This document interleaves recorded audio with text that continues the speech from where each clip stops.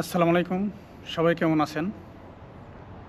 আশা করি আল্লাহর রহমতে সবাই অনেক ভালো আছেন। তো আমি আজকে আবার চলে আসছি সিন্ত্রাতে, পর্তুগালের পাহাড়ি একটি অঞ্চল, পাহাড়ি একটি এলাকা। এখানেই যত ধরনের কালো জাদু চর্চা করা এবং যত ধরনের জিন বা কোনো খারাপ কোনো পেত্নী এগুলোর সাধনা এগুলো এখানে করা হয়, বেশিরভাগই করা হতো আর কি একসময়। অনেক আগে এই ধরনের জিনিসগুলো করা হতো। তো আমি বেশ কিছু জায়গায় ভ্রমণ করলাম। তো আমি অনেক পুরাতন জায়গায় বাড়িগুলোতে গেছি, ভয়ঙ্কর কিছু জায়গাতে গেছি, কিন্তু কোথাও কোনো জিনের সাক্ষাৎ আমি পাইনি। যেখানে আরও ঘুষ টিম যারা গেছে ওইখানে যাওয়ার পরে আপনার অনেক ভিডিও আমি দেখছি, তারা কিছু পাইছে, নমুনা পাইছে। তো আমি কোনোভাবেই এগুলো পাইনি। তো না পাওয়ার কারণে ভিতর থেকে একটা হতাশা আসছে যে এই লাইনের ভিডিওগুলো আর করবো না, কারণ অনেকগুলো ভিডিও আমি করছি। ভিডিও করার পরে যখন আমি কোনো কিছু খুঁজে পাচ্ছি না, তখন আমি একটা হতাশার মধ্যে পড়ে যাই। কারণ এইসব আছে, এটা তো সত্য, আমি জানি, এবং কি আমি জিনের সাথে সরাসরি কথা বলছি, দেখা করছি, সাক্ষাৎ করছি। সেটা জিন হাজির করার মতো কিছু আমি জানি, যেটা জিন হাজির করতে আমি পারি। তো যাই হোক, সেই বিষয়টা আলাদা। কিন্তু দিনের বেলায় কোথাও কোনো জায়গায় ভ্রমণ করে আমি এখনও খারাপ কোনো জিন বা ভালো কোনো জিন এগুলোর সাক্ষাৎ না পাওয়ার কারণে আমি অনেকটাই হতাশা। হয়তো রাতে আসলে সাক্ষাৎ হতে পারে। আমি যে সব জিনিসগুলো দিয়ে জিন খোঁজার চেষ্টা করি এবং জিন খুঁজি, আমার ব্যাগের ভিতরে আছে সবগুলোই। তো প্রথমত আমি এই মিটারটি ক্রয় করি, এই মিটার। তো এই মিটার ক্রয় করলে এটা দিয়ে আমি খোঁজার চেষ্টা করি, কিন্তু পাই না। তো আমি ভাবলাম যে হয়তো আমার মিটার প্রবলেমের কারণে আমার সাথে যোগাযোগ হয় না, বা অনেকেই গিয়ে খুঁজে পায় ওইখানে, কিন্তু আমি পাই না। তখন এরকম কিছু ভাবার পরে এই মিটার আমি বাদ দিয়ে আরেকটি মিটার কিনি। তো এরপরে নিলাম হইল আপনার এইটা। তো এই মিটারটি কেনার পরে, এই K2 মিটার কেনার পরে আমি চেষ্টা করলাম, ঠিক আছে, অনেক জায়গায় চেষ্টা করলাম, কিন্তু দুঃখের বিষয় সম্ভব হয় না। তখন আমি নেটে আরও সার্চ করার চেষ্টা করি, যে আমার হয়তো, আমি ভাবতে থাকি মিটার প্রবলেম, যে কারণে আমি তাদের সাক্ষাৎ পাচ্ছি না বা আমার সাথে যোগাযোগ করতে পারছে না। তখন আমি নেটে সার্চ করার পরে এখানে থেকে একটা মিটার আমি নেই। তো এই মিটারটি দেখাচ্ছি, এই মিটারটি নেই। এই মিটারটি নেওয়ার পরেও, এই মিটার দিয়েও আমি অনেক জায়গায় ভিজিট করছি, কিন্তু দুঃখের বিষয় পাইনি, সাক্ষাৎ পাইনি আমি, বা আমার সাথে কানেক্ট হয় না। তারা কেন হয় না সেটা আমি জানি না। তা আমি অনেক চেষ্টা করছি। তা আমার থাইবানেই আমি সবসময় চেষ্টা করেই যাচ্ছি যে কোনো এক সময় হয়তো পেতে পারি। তা আজকে আমি এমন একটা জায়গার মধ্যে এখন বর্তমান অবস্থান করতেছি, এইখানে যে জায়গাটিতে আছি আমি, রাত্রিবেলায় কান্না করে, এবং রাত্রিবেলায় অনেকেই অনেক কিছু এখানে দেখছে, যারা আরও অন্য অন্য টিম আসছে, ওনারা দেখছে। তো সম্ভব হলে আমি রাত্রে এখানে আসতাম, কিন্তু আমি যেখানে থাকি অনেক দূরে থেকে এখানে আসতে হয়। আর চাইলেই এইসব দেশে, ইউরোপের এইসব দেশে রাত্রিবেলা আমি যে কোনো একটা বাড়ির ভিতরে বা একটা ফ্যাক্টরির ভিতরে চাইলেই আমি প্রবেশ করতে পারবো না রাত্রিবেলা। সেটা দিনেও কিছু কিছু জায়গা আছে নিষেধ, সিলগালা করে দিয়ে রাখছে। তো দিনে যেখানে নিষেধ, সেখানে তো রাতে আসলে অবশ্য ধরতে পারলে জরিমানা, জেল, অনেক কিছু হতে পারে। তা আমি এভাবে ভিডিও করতে অনেকগুলো ভিডিও আমি জমা করছি, কিন্তু আমি ভিডিওগুলো আপলোড করব ভাবছি, কিন্তু করি না। যে হয়তো কোনো একটা কিছু সাক্ষাৎ পেলে তখন আমি ভিডিওটা ছাড়লাম বা করলাম, কিন্তু এখনও আমি কোনো কিছু সাক্ষাৎ পাইনি। তা আমি চেষ্টা করতেছি, আমার চেষ্টা অব্যাহত থাকবে। আপনারা দোয়া করবেন। হয়তো ভাবতে পারেন যে এত কিছুর ভিডিও থাকতে আমি এই ঘুষ ভিডিও কেন করার জন্য ইচ্ছে আমার। তো জিন সম্পর্কে, জিন যা আছে এটা তো সত্য। আল্লাহ মাহবুদ পবিত্র কোরআন মাজিদে বলছেন ইনসান এবং জিন এই দুই জাতির বিচার হবে। হাসরের মাঠে এই দুই জাতির বিচার আল্লাহ করবেন। তো সেই জন্য আমার আগে থেকে একটা ছিল যে এই জিনগুলো আসলে আছে কি না, এটা তো আছে, তো সত্যই আছে, কিন্তু দেখা সাক্ষাৎ আমি পাবো কি না বা হয় কি না, এইরকম একটা চিন্তাভাবনা আমি নিজে থেকে করি এবং আমি চেষ্টা করি তাদের সাথে একটু কানেক্ট করার জন্য, যে কোনোভাবে কোনো কিছু জানার জন্য। তো আমার চেষ্টা আছে, থাকবে ইনশাল্লাহ। আরও কিছু জায়গা আমি লিস্ট অলরেডি আমার হাতে চলে আসছে, যেখানে অনেক ভয়ঙ্কর কিছু জায়গা। দিনের বেলা ওইখানে যাওয়া একদমই নিষেধ, কাটা তার দিয়ে বেড়া দিয়ে রাখছে। সেই বাড়িতে একে একে দেখা গেছে যে এই স্বামী তার স্ত্রীকে মেরে ফেলছে, মেরে ফেলার পরে স্বামী নিজে আত্মহত্যা করছে, আত্মহত্যা করার আগে তার দুটি সন্তান ছিল তাদেরকে মারছে। এরকম একটি বাড়ি সন্ধান আমি পেয়েছি, সেখানে যাবো। এরকম একটা বাড়ি বলতে অনেকগুলোই আমি পেয়েছি, যেখানে মানুষ আত্মহত্যা করছে, আত্মহত্যা করার পরে ওই বাড়িতে আর কেউ থাকতে পারে না। ওই বাড়িতে কেউ থাকলেই রাত্রিবেলা কান্নাকাটির শব্দ এবং কি বিভিন্ন ধরনের আওয়াজ, ভয়ভীতি, অনেক কিছুই দেখায়। তো সেই বাড়িগুলো পরিত্যক্ত ঘোষণা করা হয়েছে, সেই বাড়িগুলোতে কেউ থাকেন না। তা আমি এই ধরনের বেশ কিছু বাড়িতে গেছি এবং কি আরও নতুন কিছু বাড়িতে যাব। আর সম্ভব হলে আমি এখন ভাবছি হয়তো রাতে কিছু ভিডিও করব। আর একটা বিষয় হলো, আল্লাহর রহমতে আমি জিন দেখা কখনো ভয় করি না, বা ভয় পাই না বলতে তা না, ভয় তো সব মানুষেরই থাকে, তবে আমার ভয় একটু কম আছে আর কি। কারণ জিনের সাথে আমি একাত্র বৈশা থাকতে পারবো, একা সারা রাত্রি বৈশা থাকতে পারবো, কথা বলতে পারবো। সে যে কোনো রূপই ধরুক, আশা করি আমি সেখান থেকে ভয় পেয়ে চলে আসবো না। ঠিক আছে? তো জিন যাই কিছু করুক এবং যা কিছু করার চেষ্টা করুক, সে আমাকে কখনো অ্যাটাক করারও সাহস পাবে না বা করবে না। আমার যতটুকু বিশ্বাস যে জিন আমাকে কখনো অ্যাটাক করবে না। আর জিন কখনো কোনো সময় কোনো মানুষের উপরে নিজে থেকে আপনা আপনি কোনো সময়ও আক্রমণ করে না। আক্রমণ তখনই করে যখন সে নিরিবিলি একটা জায়গায় আসে, তাকে যে গিয়ে আমি বিরক্ত করব এবং তাকে বন্দি বানানোর চেষ্টা করব এবং হুমকি দিব। আমাদের মধ্যে অনেক ভাই আছে যারা জিনকে বশীভূত করতে চায়। জিনকে বশীভূত করতে হলে তাকে ওইখানে গিয়ে কি করতে হবে, অনেকে আছে খারাপ জিন যেগুলো আছে, কালো জাদু প্রয়োগ করতে হবে। কালো জাদু, কালো মন্ত্র, এই ধরনের কুফুরি কিছু জিনিস আছে, এগুলো করে খারাপ জিনকে বন্দি বানানো যায়। তো খারাপ জিনকে বন্দি বানিয়ে এরপরে মানুষের ভালো কাজ তো কখনো হয়ই না, এইসব জিনিস দিয়ে খারাপ কাজই বেশি হয়। এই খারাপ জিন দিয়ে যত মানুষের ক্ষতি করা, মানুষকে কালো জাদু প্রয়োগ করা, এটা জিনের মাধ্যমে করা হয়। কোনো মানুষের ব্যক্তির সাথে যদি দ্বন্দ্ব থাকে, ওই ব্যক্তি বা কিছু কবিরাজ আছে যারা এই কালো জাদু চর্চা করে, ওনারা কী করে, টাকার বিনিময়ে আর একটা মানুষের উপরে জিন চালান করে দেয়। দিলে পরে প্রথমে ওই লোকের ঘুম হারাম করে দিবে। ঘুম হারাম করার পরে এরপর যত ধরনের ক্ষতি আছে সেগুলো করতে পারে।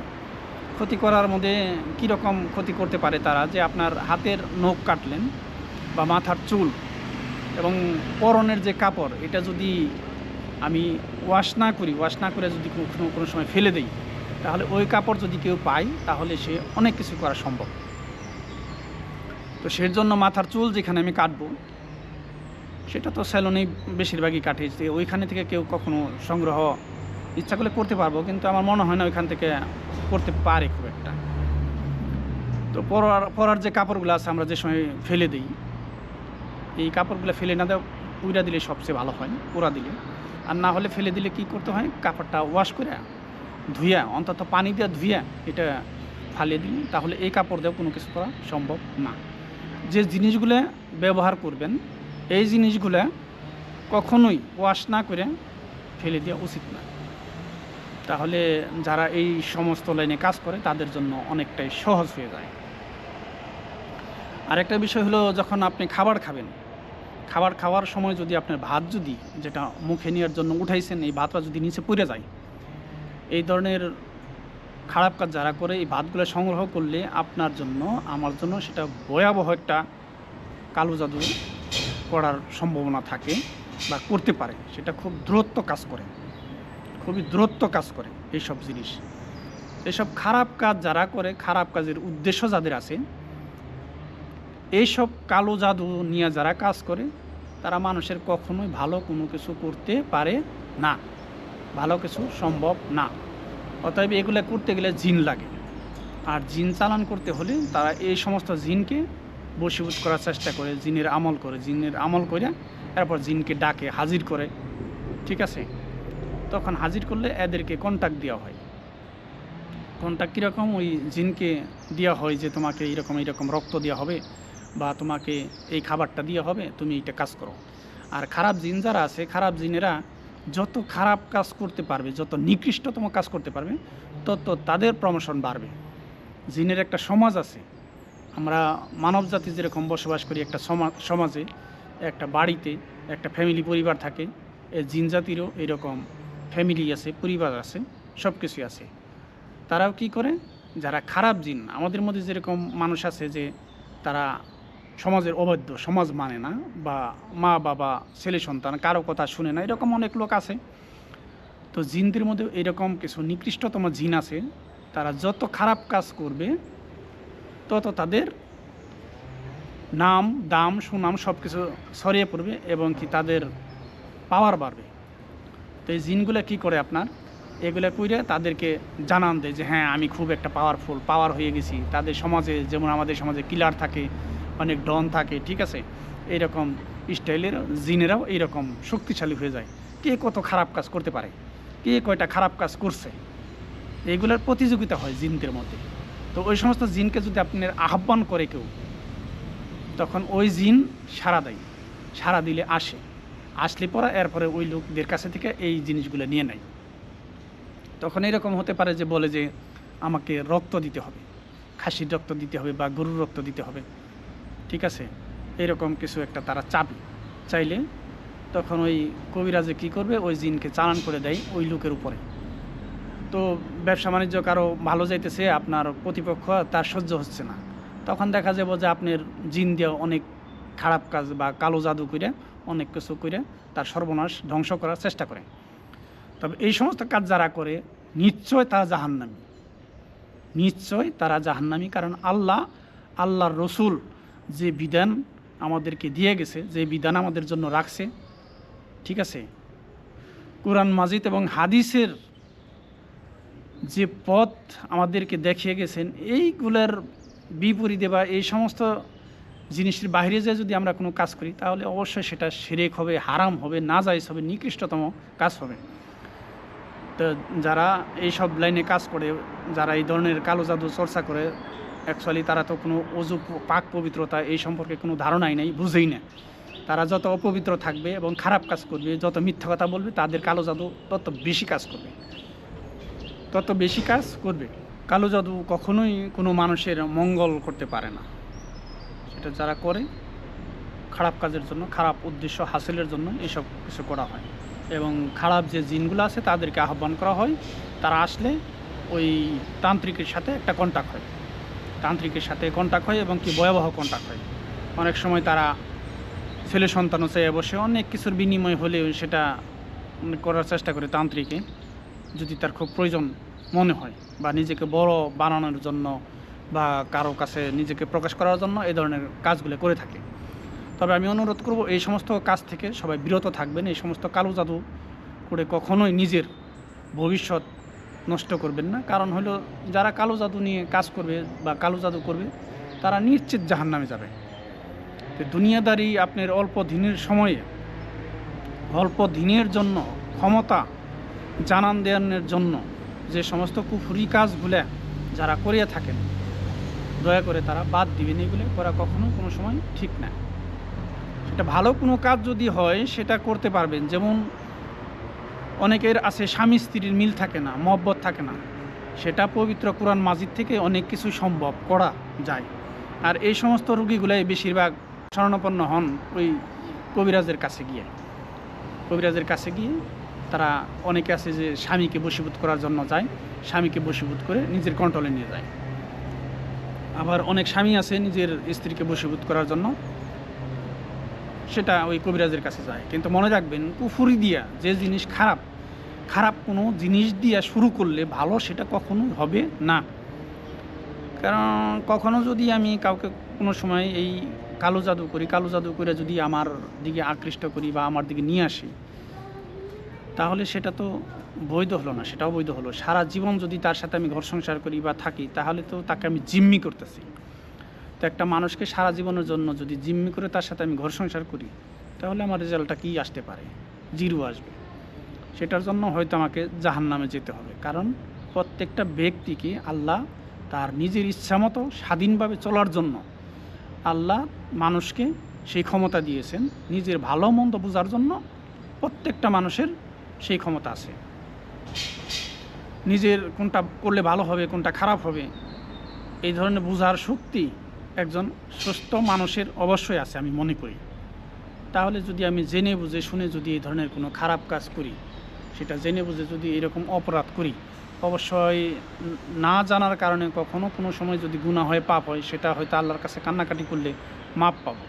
সেটা আল্লাহ চাইলে মাপ করতে পারে, যদি কোনো ব্যক্তির উপরে না হয়। যে আমি কারোর সাথে ধার দেনা করছি, কারোর সাথে কোনো ঝামেলা করছি, তো সেটা হয়তো আল্লাহ মাপ করবেন না, কারণ যদি কোনো ব্যক্তির কাছে আমি ঋণ থাকি।